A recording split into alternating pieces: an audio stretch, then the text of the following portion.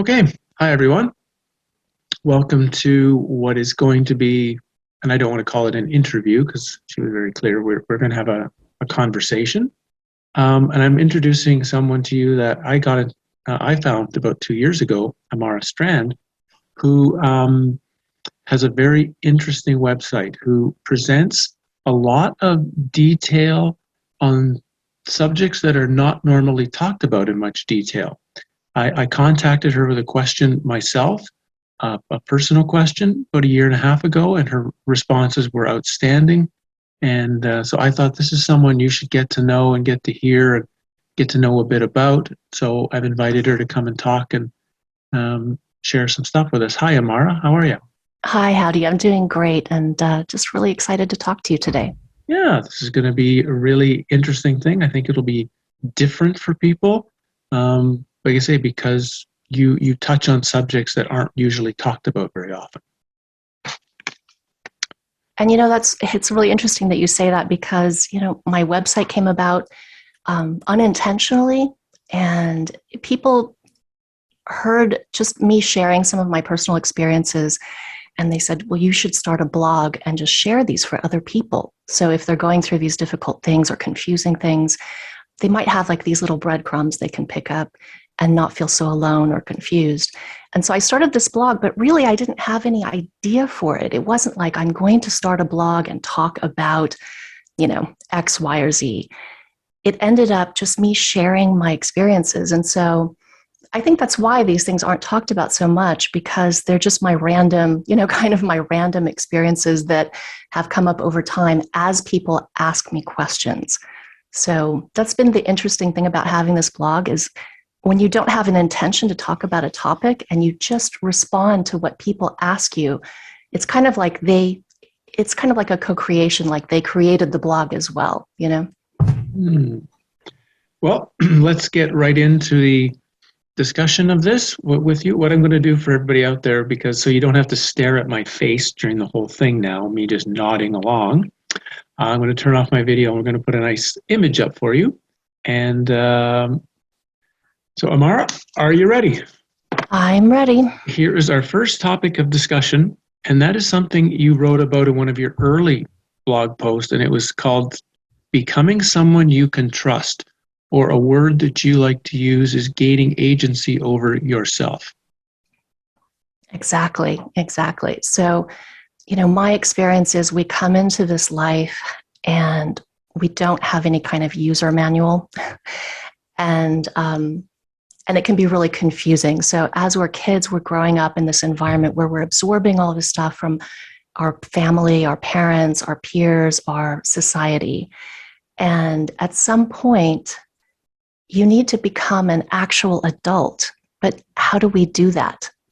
Have you gone through this yourself? Like, how do you do that? And it's not an age-related phenomenon, right? It's not like how many people do you see who are 50, 60 years old, and they're still pretty much running these autopilot default programs from when they were children.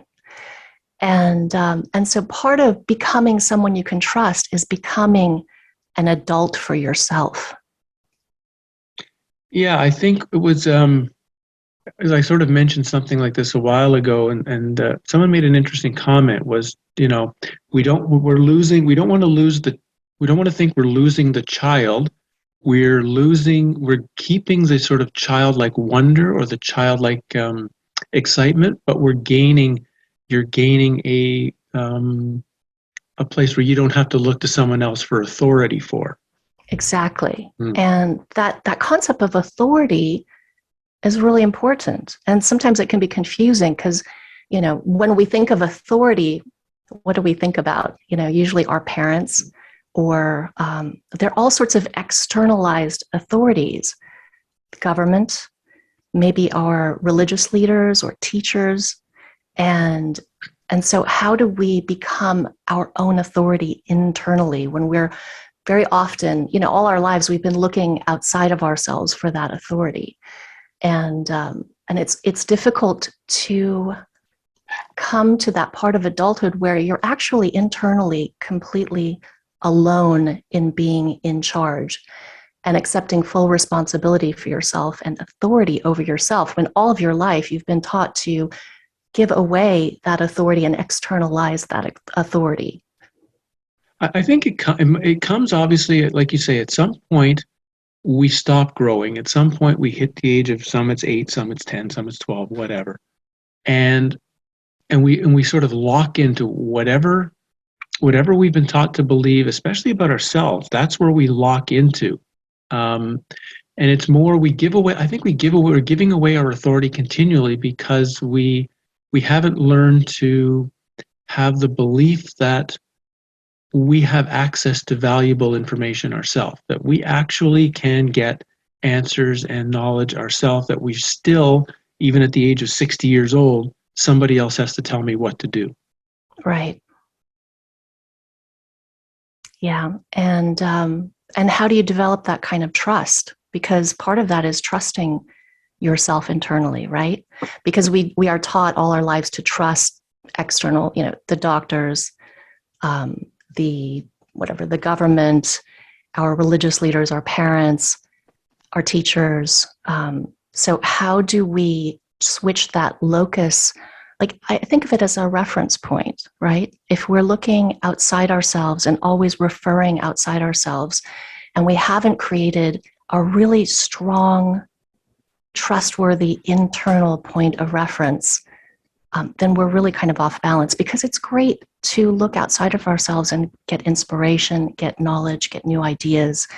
But ultimately, it's got to all come back in and be processed through our own values, our own ideas, our own thoughts, our own sense of what is right for us and what isn't. And it's not easy to develop that internal reference point, because really we're not taught to, but also we're not really encouraged to, because when you do that, you become kind of your own person. You become not really very controllable, and that's uncomfortable for a lot of people. Okay, what now if somebody says, right now they're sitting there listening to this and says, well, what's something I can do to start gaining this ability to trust myself? Well, what would be one small suggestion for someone to start checking on this themselves? Well, it's the same as something external. So the same kind of rules apply. How do you trust someone else? What makes another person trustworthy? Good question. I guess I would say something has been suggested that, say, something will be done, and they have actually done it. You might say they've followed out on something on a commitment they have presented to you. Right. That's a good one. So that's keeping your commitments. So if you are keeping your commitments internally, then that's going to build a lot of trust. And that's something that, it's so hard, isn't it? A lot of people have a really hard time with that. And they'll, set goals, for instance, and not crazy goals. Like maybe they're just going to set a goal to do something very simple, like they're going to read for, half an hour a day instead of watching TV. And then what happens? They say to themselves, first of all, they say, this is what I really want. This is what's important to me. I'm going to set this goal for myself. I'm going to do this. And then they don't. And how can you trust yourself when you make these kind of simple commitments? They're not huge. Sometimes we set very ambitious goals for ourselves, and they can be very complicated. But just in our daily lives, what kinds of things are we claiming, internally, saying, this is important to me. I want to accomplish this. I want to shift this. And yet we make excuses. We don't come through on even these very simple things. So that's a really, really key thing that you can just start today, to look inside and say, well, what kinds of commitments am I making to myself that I'm not keeping? Right. And I guess there's a combination of you're looking at not only what you're not doing, but I guess you're then also at the same time doing an investigation on what might be we'll call it the inner, I don't want to call it inner force, but the inner blocking mechanism that's keeping you from following the commitment, to learn at the same time what is what is the thing trying to throw the wrench in the machine? Right. So what is that? Have you had any of these kind of things come up recently where you made a commitment and you just were like, didn't follow through on it? Oh yeah, of course. And Okay. I'm a big commitment guy. I'm a big guy to talk about the Right. power of commitment. Hmm. And yeah, I had one recently where I'm coming and working on the illness patterns of the body. And one of the things I've been really appreciated was restarting my qigong practice, and 5 minutes a day.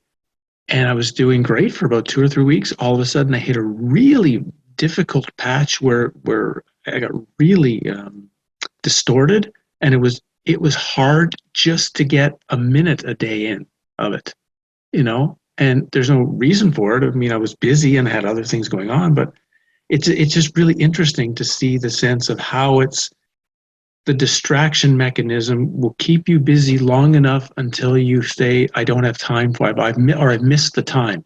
So for me, it was finding that if I'm going to make these kind of commitments with something like that, you have to lay for me, a time frame on it that like every day at this particular time is going to be the thing I've made the commitment to.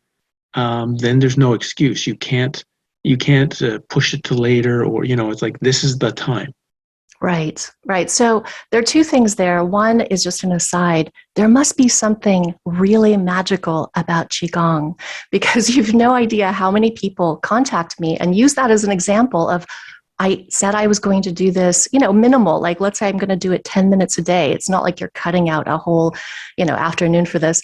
And then they just can't seem to do it. And I've had that problem with Qigong too. So that tends to mean to me there's something very powerful about Qigong that is really going to make a huge difference. And there's something in us that's like, no, even though it's really easy, it's not physically difficult. You can do 10 minutes a day. There's something that blocks that out. So I just wanted to bring that up. If any of you out there are having problems with your Qigong practice, you are in very good company. Secondly, what you brought up was really great. It's getting to know, everyone is different. So it's almost like we've got to know our own internal mechanism because we're all a little bit different, but we all also follow certain patterns of like, if I'm going to avoid doing this, I personally am going to have my own triggers, excuses, mechanisms. And so once I get to know my inner landscape, I can then work around those, right? And so part of this is becoming, I would say, better at being a human being because, our minds and our bodies, they work on certain rules and patterns. And when we're just kind of going on autopilot, when we're just kind of going on default, and we don't take responsibility for, first of all, getting to know how our internal system works, and how to then work around it or just reprogram it, then it's hard to fight that, right? It's like this thing is going to be blocking us, and we're just going to keep stumbling into that. So part of becoming an adult is accepting the responsibility. It's like someone gave you a really fancy computer or a really fancy vehicle that has all kinds of computer systems, and it does all this stuff. But if you don't take the time and make the commitment to understand how it works, then how much functionality are you really going to be getting out of that, right? Maybe you'll be able to drive that thing from here to there, but you won't have any idea how to really use it. And that's what we are. We don't come in with a user manual, but we can come in with like the feeling of being an explorer, right? And exploring our own terrain and getting to know it and taking the responsibility to then do something about it. I like that metaphor, being an explorer. That's a really good I way feel like of. an explorer. I don't feel like a teacher. I don't feel like someone who knows a bunch of stuff. I feel like an explorer, and I'm constantly exploring. But, when I was a little kid, I had the strangest, they're strange because I just don't hear other people talking about this. But when I was a kid, I was like, I had this bright, wild fire in me. And I looked around at about, I don't know, maybe I became aware of this around the age of 8. And I looked around, and the best way for me to describe it is I saw a machine that just ate people. And it started eating people at around the age of 10 or something. And it ate people. I don't know how better to explain that. That sounds really strange, but I didn't want to be eaten, okay? I didn't want to be consumed and turned into these kind of robotic, there's just this kind of mechanized robotic thing that we fall into. And I resisted that. And so that is what propelled me to investigate. I said, I'm not going to give myself over to that, which is a strange thing to think about an 8-year-old, but that it was very, very clear to me. And so starting at a really young age, I started saying, I need to investigate this thing that's me, and also this thing that wants to eat me. I need to get to know that really well too, because you can't find a way around that, or you can't find a way to extricate yourself without also investigating that. So it's kind of this inner and outer constant investigation. Okay, this was on my next question list of things you were talking about. So actually, now when you were 8 and you had this experience of seeing what you're calling this mechanized eating machine, let's call it that way, was this when you first got your glimpse of it? Did you see it as only something external to you, or was this something that was a combination of external and was also in some way already internal to you? Or did you feel that at least at the age of 8, there was still separation between the mechanized thing or the programming thing and you and your energy? Yes. So when I was 8, I saw them as separate. But by the time I was about 11, I started seeing that there were sort of like inbuilt vulnerabilities in my system. And it wasn't me personally. It just felt like how your computer, it has vulnerabilities, right? And a hacker can exploit those. And so it felt like that. So it is the external hacker, shall we say, interacting with your internal vulnerabilities in the system, the inbuilt vulnerabilities. And so what I felt so a vulnerability, would be a way for you might say the matrix to get into your operating system. Yes, that's exactly it. You can only use analogies and, metaphors for this. So it gets kind of weird at times, but we're going to do the best we can. And yeah, that's exactly what it is. And so the two things to know is that, I'm not saying this is the truth, right? I'm just saying, really, I'm telling you what I saw as a 12-year-old. And I'm not really interpreting that. And that's why I kind of use these silly ideas, because that's really how I looked at it. And it seemed to me, I looked around and I noticed the difference between when I was 8 and when I was 12. I noticed that, right? So I looked around, I noticed, like, for instance, my friends were changing. And then I noticed that internally there was something foreign.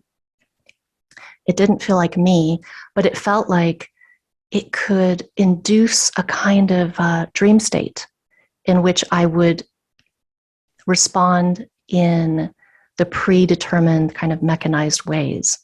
And I had this terrible feeling that it would eat me, like it was eating everybody.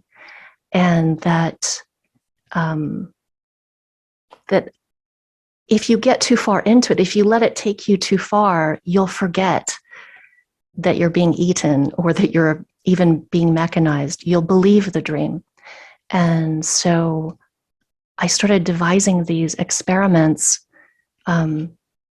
physical experiments that I would do to keep myself awake and keep myself, like, counteract, the kind of dream state that it's a pattern. Let me say that. It's like a pattern that it overlays on you, and then it entrains you to that, right? So we're very malleable. And if there's a pattern, it can organize your internal structure. And so if you don't set that pattern yourself, something else will. Okay. This is very interesting because a lot of people who are listening to my channel, for example, have read a lot of Carlos Castaneda, and you've kind of just described your experience as an 8-year-old as like 2 of the 3 chapters of his last book, Active Side of Infinity, right? Like Okay. when he's talking about the mud flyers and that he's calling because he calls the mind a foreign installation, and he's talking about That's yeah. fascinating. Yeah, Okay. and Yeah. Yeah. he described it, at least in the book, the way he described them. He called them mud flyers or mud shadows because he saw these creatures or these beings that would kind of hop in such a way that they flew for a while and then Mm-hmm. landed, flew for a while and landed, but they were shadow-like, and they were like looking for the next human to, you might say, get into their mind to start, like you say, eating them. And a huge portion of what he talked about was that once these things had gotten into our system, they began eating so much of our energy shield, our like our external energy body, that it was stuck down to our feet. So I'm just saying what he described, and you can give your Right. Right. opinions on this. That he said eventually they eat all of your energy down to like the levels of your ankles or your feet, just enough to keep you living, just enough to keep you alive, but not enough to really do anything, explore anything, think anything deeply, enough to just function. And a lot of what Castaneda claimed to be doing, at least his claims, was to pull this energy body or these energy fields back up your system, so that you would again cover your whole being with this lost energy. And as you pulled it back up, that's how you could get rid of them. A combination of inner silence and pulling this energy up so that they couldn't suck you dry again. That was Yeah, his description. that's absolutely fantastic. That's fantastic. Because, all my life I've been very alone in this, and I don't talk about it with anyone. So I share these things on my blog and on my YouTube channel, but I don't talk about this with my friends or anyone in my life. And so you can imagine, from the time I was a little kid, I just was alone in this experience. And so I had nothing to really refer to. And I always felt like, you just can't say these things. I couldn't go around saying, you know, uh, these things are eating us, and and saying what I saw. That's just wasn't okay. So, and it's still not. I still don't really discuss this with people. Just in my daily life, it's weird, but I see it as clear as I see anything else. And I did from the time I was a little kid. And I had this impression that this kind of sadness. So on one hand, it was a kind of willfulness, right? Like, I recognize the supreme beauty and sanctity of my being. And I just refuse to be food. I refuse to give away myself. And I'm glad that I had that response rather than just abject fear, because that could have been the case too. I mean, just terror at this, right? And the other was that I need to work on this in secret, and that it's really there's no other option, right? There is just, what else are you going to do in life other than this? There is no, of course you're going to get a job, you're going to have relationships, but if you don't do this, what's the point of any of those other things? You're just going to be like a robot that's being, a bio robot that you're going to be harvested. Do you know anything about aphids? Are you a gardener? Well, I know what they are. Yeah. Okay. Well, aphids, they go onto a plant in a big colony, and they suck all the life force of the plant, right? All the juices, the nutrients. And then in that process, they excrete this kind of sweet nectar-like sticky fluid. And there are ants that love to drink this fluid. And so what they do is the ants will actually protect, they choose like a plant with all these aphids on it, and they'll protect these ants from predators. And they basically will harvest the nectar from these aphids. And so it's this strange relationship where they're basically farming these aphids. And it kind of reminded me of that, although the ants don't really do anything to the aphids other than protect them and everything. They kind of herd them and protect them. But these are more, I'd like to say sinister, but on the other hand, when you look at nature as it is on this planet, a lot of stuff is trying to eat us, right? Right now, you could just think, well, there are bacteria that would come in and, flesh-eating bacteria, or there are parasites of all kinds that want to colonize our system and either just sort of suck out enough that they keep us alive, or some of them will kill us. And so it's not really, and they're not evil. I mean, I wouldn't, how do you feel about that? Like these bacteria or these things, they're predators for us, but they're not evil per se. Yeah, I guess it's fascinating because again, this is something that's rarely talked about. But would you make a kind of a moral or put an ethical weight on that? I think most people would, I think most people would think if something has targeted them, they're targeting them for some sort of evil way. Now, I can only speak personally because I've had this, I've been writing about this concept of a parasitic mind, of a mind that's not human, that's a foreign installation that has been placed over top of our real mind. But then there's this second form of, I'll call them entities at large, that once they find an opening, they jump in and sort of can turn you into a bit of a puppet. And I can only speak from experience. I know, and I'd had one of these for a number of years, and really affecting my life. But I tried a lot of different ways of how to get rid of it, and it was only with a particular healer that I know here in Norway that was able to finally track it down, explain what he saw, which made complete sense to me. It was like he described something that was no way he could know what he was describing. And upon its leaving, the last 2 years have been completely different. So I also know there's these different levels. I think there's these generalized what you're calling eaters, or things that are trying to just turn humans into almost like into cattle, right? Almost into like, yes. That's the best way of describing it. Just like you don't think of the farmer as evil, because he's growing cattle that eventually he's going to kill some of them or kill some sheep and sell the meat. And I mean, that's just, he's farming. And so I think I've come to see that the generalized thing you're talking about, just like that, is they're a level above us that are energetically, that are just farming us for energy if we let them. But there's this secondary level that you might call, energetic parasites or demonic beings or whatever, that there's not so many of them, but if one of those happen to crack into your system, you're going to have a really tough time getting that out. Yeah, that's really interesting, Howdy, because that's how I see it too. So these things that feed on us, just these low level, they're almost barely sentient, right? They could still do a lot of damage, and they do have a self-protecting mechanism. So, for instance, if you try to get out of their grasp, they will actually pull you back in. I mean, you know what I mean? They'll disrupt things in such a way that you get sucked back in. So they have enough sentience or enough ability to act. I think of them almost as like AI or something. So, not fully sentient or anything, but they're able to actually take a lot of actions, like solve problems in order to protect themselves and in order to keep their source, right? You're the source.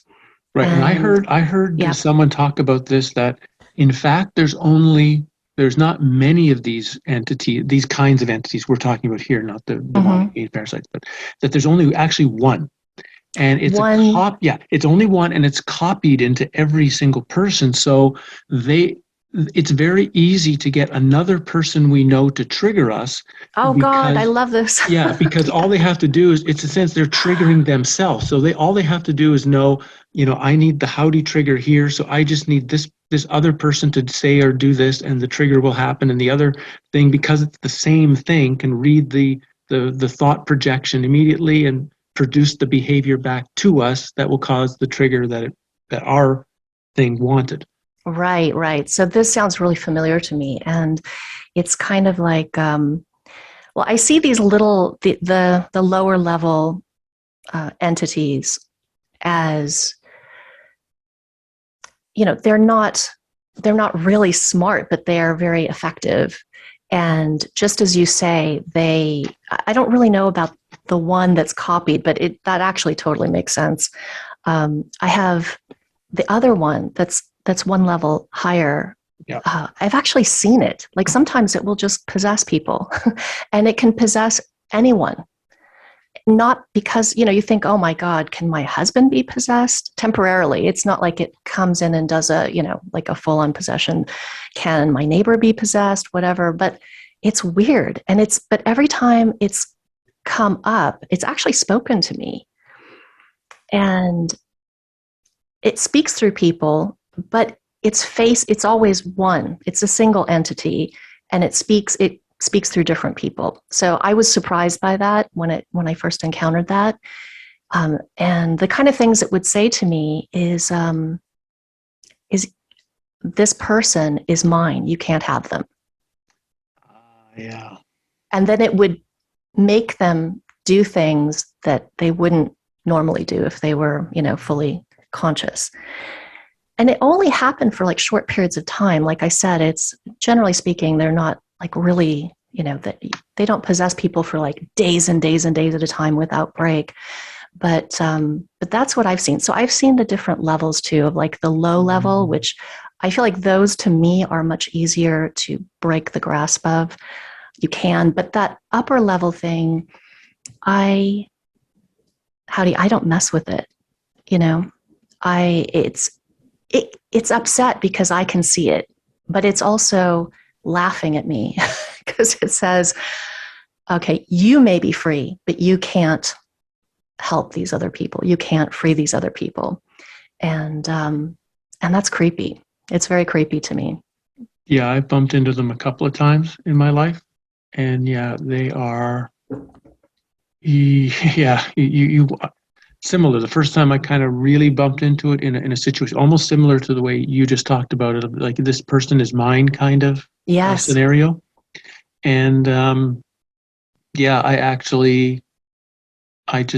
gave up because I realized in that particular case I didn't have the resources to drive it away from this person, you might say. And so I knew I would have just been absolutely worn down from even attempting it. So it was, yeah, they've got, but I don't want anyone to think that I'm saying they're like unbeatable or something. They're not. It's just you have to have the right level of training and the right level of understanding of what you're dealing with before you actually go walking into that field. Right. In that case, like love is not enough. If it's someone very close to you, you think, oh, with this incredible I feel for this person and my light, I can just go in with that. But it really is something you have to have very specific skill with. And I don't. So even though I've been seeing these things from the time I was very little, I never developed that skill. And I don't think I will because it's not a path that I never want to see this thing again. I know I probably will, but I don't want to interact with this thing in any way. It's very dark and very powerful. And so I don't underestimate or overestimate my own ability in that regard. So okay, well, let's take it down a notch then. So let's talk about this. We'll call it. I'm calling it a parasitic infestation of the mind, or however we want to describe it. This low-level thing that all of us have to deal with from quite a young age. What would be a suggestion that could be made to someone, say, our age, who is working with this possibility, and what might be a suggestion to say if you have a child or someone young in your life who maybe is 4 or 5 years old, maybe doesn't, you might say, not have it yet, is there a message you might be able to give to them that makes it harder for them to be taken over by it? Well, I am a mom, so I did raise a child, and I went through that, of trying to help her resist and grow strong and grow straight and centered, be able to detect her own pattern and let that be the pattern that organizes her life, right? Or organizes her inner experience, her emotions, her thoughts, her values. And it was really hard. I mean, it's easy to do, but it's hard to take because you're just one person. And what I mean take is like when something takes, and it integrates. And it's very difficult for children because you're just one person. And at least as the mom, you're the big person, right? You're the big kahuna for a while. Mm-hmm. You have a lot of influence, but eventually you have to keep reinforcing it because the minute they get into school, I mean, even as little kids, and I realized that schooling was the first part of that it's almost like this machine comes in and just puts their claws into your child and starts the process, right? And so they spend all this time at school. It's very fundamental to them, and they're getting indoctrinated all that time. And so it's really a challenge to counteract that when it's just yourself, But you have to do it. And the thing is, how do you do that if you haven't done it for yourself, first of all? Right. And this is huge, So I'm always really excited when I see people coming to me and they're in their early, their 20s, maybe early 30s. They haven't gotten married or had children yet. And I just, I'm really excited because I think, what, that's great. Let's get some of these things taken care of before you get into that situation. Because otherwise, as we said, if you haven't cleared out, and that doesn't mean perfectly, right? We're not talking about like, I'm a pristine, perfect, nothing ever happens, and then I can, help my child. No. But until you've explored enough and gained enough of, writing up that map of your internal terrain for yourself, it's really hard to explain how to do that to anyone else, actually, but specifically your child. So I would start where you are with yourself. And if you're young, then today's the day to start. Absolutely.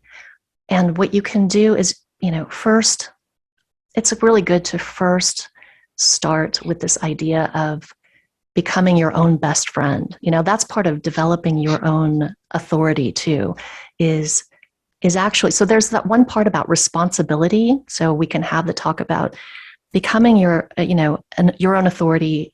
You have to be willing to be the captain of your ship.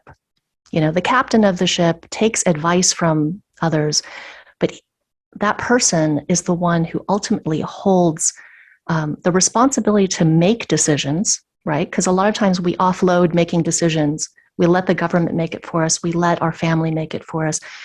We do all that. So being that person who's going to make the decisions, who's going to face the consequences of those decisions, all that responsibility stuff. But then there's the other part, which is not about being the captain. It's about being your own ally, being your own best friend, being your own best supporter, and creating inside of yourself your internal landscape, your internal terrain. Is that a safe space for you? Because one of the things that you won't be able to investigate the inside very carefully and very thoroughly if it's full of landmines, and if you don't create a kind of safe way to do that. And so these parasites, they generate all sorts of division and sort of like fractures within ourselves that are false. They're absolutely false. You're not a fragmented being. You're singular and whole, and that's the truth of who you are. But they create these kind of programs that will generate things like thought loops that are constantly playing in your head, right? that, for instance, how can you be your own best friend and create a safe space if you can't trust yourself, if you have this thing inside where you're going to reject yourself, for instance, if you're not perfect, or if you have qualities that are not, that you don't feel good about. And so if you have this thing in your head that basically will reject you, sort of the way society will reject you, or maybe your parents would have rejected you if you didn't do what was expected, if you didn't shine, if you didn't do what was expected, if you didn't accomplish, then you're going to be scared. Imagine going inside and thinking, I'm going to investigate with a really open, curious mind, and anything I see there in myself is okay, right? But what if that's not the case? What if when you go inside, it's just like you berate yourself, right? You humiliate yourself, this internal dialogue. You cut yourself down and tell yourself that you're no good, you're not good enough, you can't do it, you're lazy, you're flawed, you're fundamentally flawed, your parents didn't love you enough, whatever it is, right? There are all these things. There's just like, they're a terrible internal environment. And if you said these things out loud to another person, you'd feel horrible, right? So if you first look inside and create this very loving, safe, solid space where you can look at anything about yourself and remain friendly towards yourself, always approach yourself with goodwill. It sounds like such a simple thing, Howdy, but isn't that, it's really hard sometimes. Just that goodwill, right? It's extremely hard because so many, I can just speak for myself, I grew up with a psychopathic parent. So of course the psychopath has, put so many programs, you call them thought loops is another way of describing these things, into your system. And after you've had them long enough, they're like running, they're running on their own, and they're running without even noticing that they're there. They come up, Yeah. and they respond. There's an action. The body responds in a certain way. There's a chemical reaction in the brain, and in a sense, it's this loop thing, but it's been there for so long that it's so hard to like get in the middle of it and just stop it from acting. Exactly. And the main thing is you don't, as you said, you don't even recognize it. And sometimes you do, but you don't recognize it's foreign. So because you use the word I'm so, or, sometimes it will objectify you and say, you're such a loser, whatever it is. But you think that that's your voice, when really it's more like you just tuned into a really abusive radio station and they're playing this loop. And so if it was a radio station, for instance, you'd turn it off, right? You'd say, oh my God, I don't want to listen to that. But you don't recognize that it's not you. You think that these are your thoughts, and they're not. And so the creepy thing is that with thought loops, they have a beginning, a middle, and an end, right? And they're mechanical. If you really, really pay attention to what's going on inside your head, you'll notice that they're really mechanical. They're not creative thinking, for instance. They're not problem solving. They're not that part of you when you're thinking and it's creative and it's, that's what your brain is meant to do with that thinking part. But instead, it's just been hijacked into these kind of mechanical thought loops. So there's a beginning and there's a middle. It builds up to an emotion and then it stops. And that emotion is what these parasites feed on, that energy. And so they induce the thought loop, and then they, it's just a cycle. It's like, oh, go milk the cow, right? They induce the thought loop, it builds the emotion, and then it subsides. They suck off the emotion. And then you're left kind of like, right? Exhausted. And then you go on with your day, and then until the next thought loop comes. And maybe one thought loop is sort of like, I'm going to induce shame. So there's this terrible feeling of shame, and it starts talking and talking. And then it gets to that apex where it's like, okay, I've reached the amount of shame that the being wants to eat. It's not more than that. It's not less than that. It's like a vending machine. And then it releases you. It gets what it wants, and then you're released, and it subsides. And you know, how many of these things do we go through a day? So it's shame.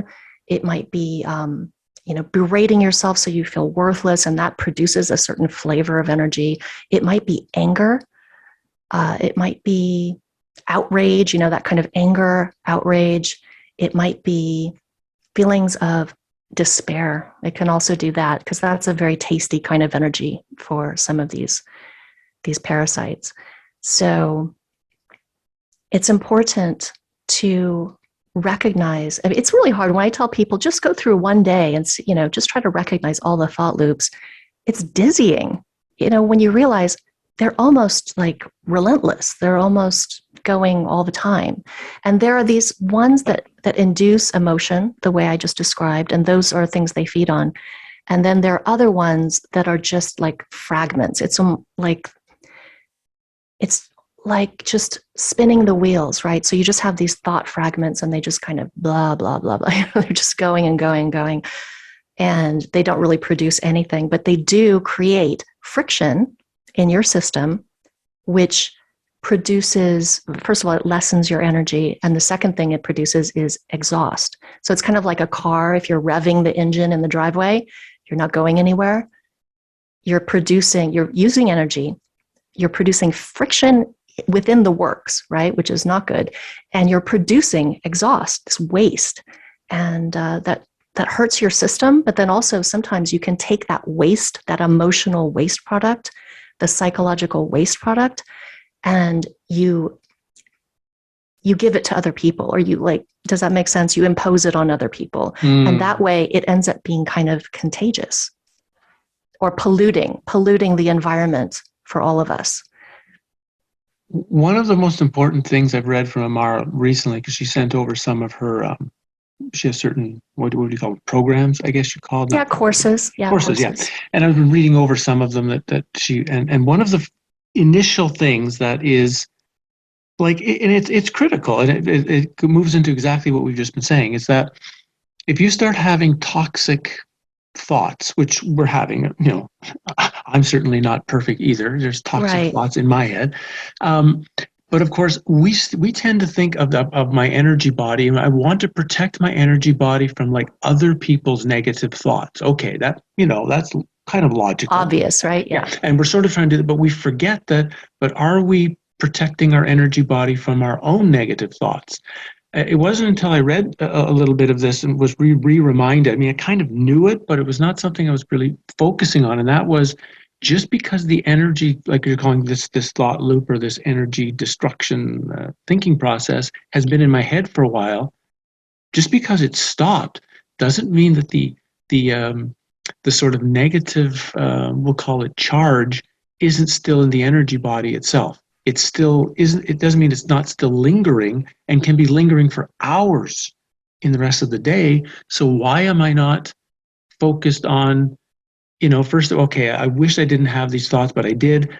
But at least now I can clean them out of my energy body, so I don't have to keep carrying them still after the rest of the day, and can kind of at least move on as stage one. I thought that was just an extremely brilliant starting point for people to kind of not just protect your energy body from the external, but you're protecting it from what you're producing yourself that you right. And to make a distinction is that it's not yours. It's being imposed on you.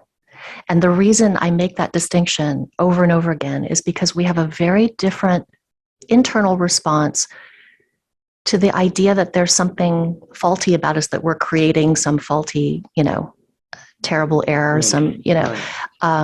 we're having these thoughts, they're internal, all this kind of stuff, right? We have one internal reaction to that. And we have a completely different one if I were to say, someone's doing this to you. So the internal reaction is like confusion, like, oh my God, I'm doing this to myself. Uh, you know, what's wrong with me? I've got to stop. That's not very strong, right? But the other one is get the F out, right? It's vigorous. It's a vigorous response to foreign manipulation. And so I always want people to go from that, to take that stance. And because you're not protecting yourself from yourself. Like there are these vulnerabilities in our system and someone can hack in, but it's someone. There's nothing wrong with you, right? So we have to protect ourselves and oppose this foreign manipulation. But the first and important thing that we always have to recognize is that it is foreign. Right. And I mean, literally, it's like I'm talking to a Carlos Castaneda novel because, he's very clear. It's a foreign installation, and that you will not get the, here we go. I'm going to read an actual paragraph. Okay. Opposite Side of Infinity. Okay. Don Juan. The grand trick of the sorcerers of ancient times was to burden the flyer's mind with discipline.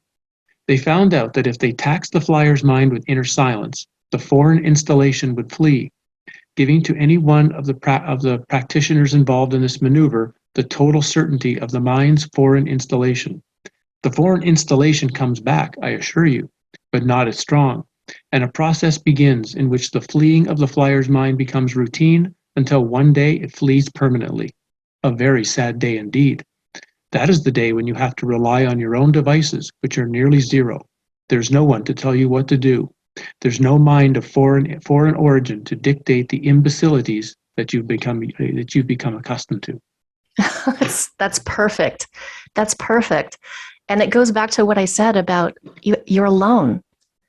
And that sounds so simple. Of course you're alone, but that's what he's saying too, is that when you expel these things, you're alone. And if you're not used to that, it's confusing, it's terrifying. But that's adulthood. And we don't get it. And there's, I'll share with you, when my daughter turned 18, I did a ritual with her. And it was a really long, involved ritual in which, with many parts, but the gist of it is that there was, this pattern that you shared with me, that I shared with you as your mom, as your guardian, and now you're alone. I'll always be here standing beside you, but you're alone. And I need you, and you need to take everything that I gave to you in terms of patterns or anything. You need to completely remove them from your system.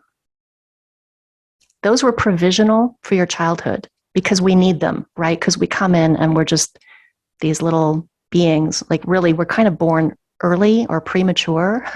That's my feeling, is that we're born premature, but a woman's body can't continue to hold you. So you've got to be born.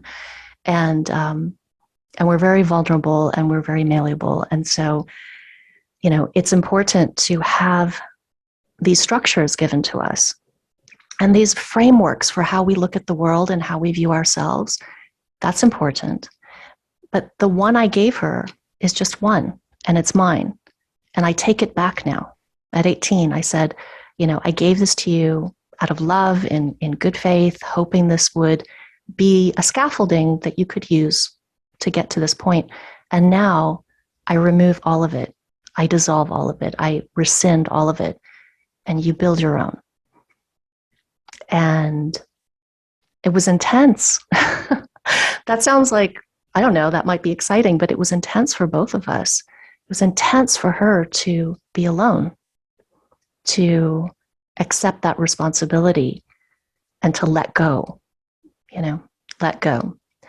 And so we don't have that. Like, how many of us are taught those kind of things when we're growing up, right? Not very many. Now, I wonder, because that's a really interesting thing to do. So I'm wondering if, because obviously, for example, my parents are dead, so that can't happen. And for others, even if your parents are dead, they're not going to do something like this. I wonder if it would be, if it would have still power for someone to produce the ritual on their own, something similar, in which you rematerialize your parents and have them speaking to you saying, whatever I've given to you, like I'm taking back now, and you, because I don't think you can just do it alone. I think you have to feel at least there's a two-way street, that you're giving it back and they're going to take it, even if it's just, in a sense of a little dream you're having, and see Well, what those happens. dreams are powerful. It's not a little dream, and you can do it. You don't need your parents to either be alive or present. My parents are not present in my life, and they haven't been since I was, 16 years old.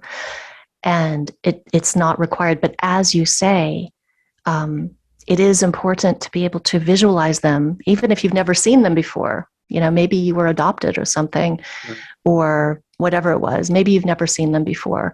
On two levels. One is to give back the thing that it didn't belong to you. Remember, it's literally, you can imagine it as like a toolkit that someone gave to you, but it's not yours. It was there for you to use at your pleasure, at your need, at your discretion, and now you give it back. So in a sense, you're always understanding that the patterns that they gave you are about them. They actually never belonged to you. They always belonged to your parents. And being able to have them, even in your fantasy, take them back. And specifically for you to acknowledge these were not yours. So you're not removing any part of you from your system. You're giving back something you borrowed that was loaned to you. But you could do that at any age. And what's great is you could do it and then do it again. Do it.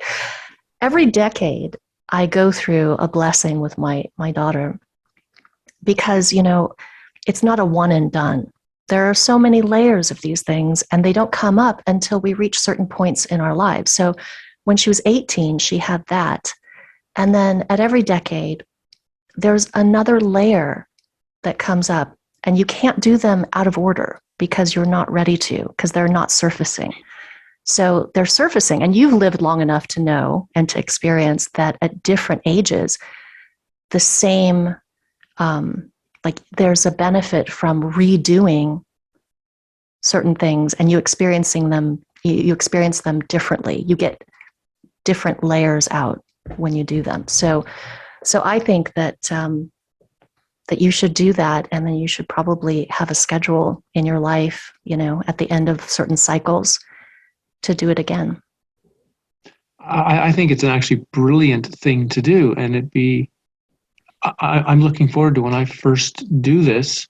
It might be a winter solstice kind of thing, since we're that's a great time. Yeah, a couple of weeks away. Do it at the winter solstice, and just really pay attention to, like, how do I feel the day before? Mm-hmm. What do I feel like?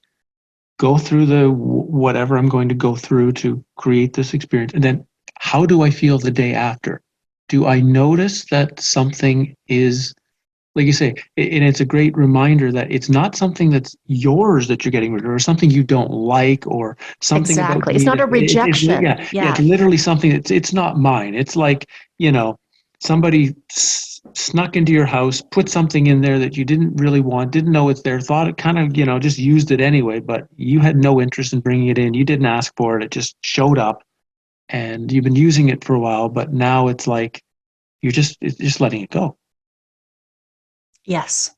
And more than letting it go, you're giving it back to the rightful owner. Yeah, sorry, you're actually giving it back. Because, sometimes we can throw something into the void and it just bounces back. Have you ever had that experience? I banish you. And then a year later you go, what? You're here again. But there's an ownership, and if you give it back to the rightful owner, you're doing two things. You're giving it back, you're getting rid of, but you're also really, from deep levels, it's not a surface thing. You can say it at surface, right?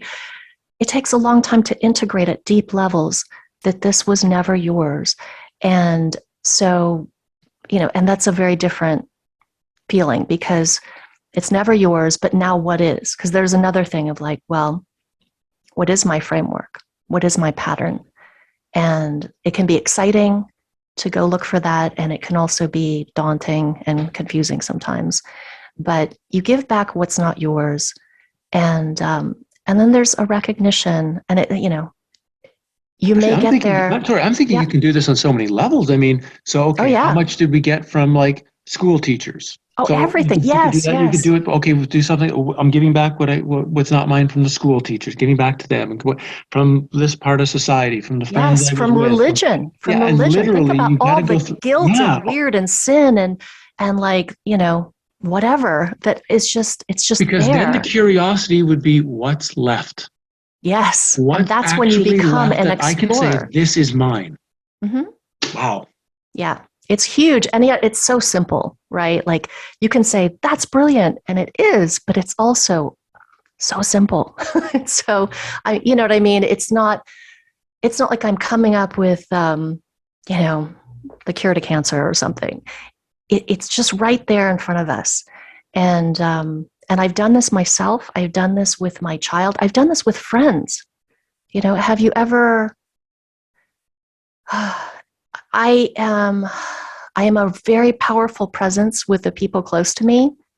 And if a person hasn't developed their own really secure, solid kind of center of reference, people can start taking things on from me, right? And I don't encourage that, but it just happens.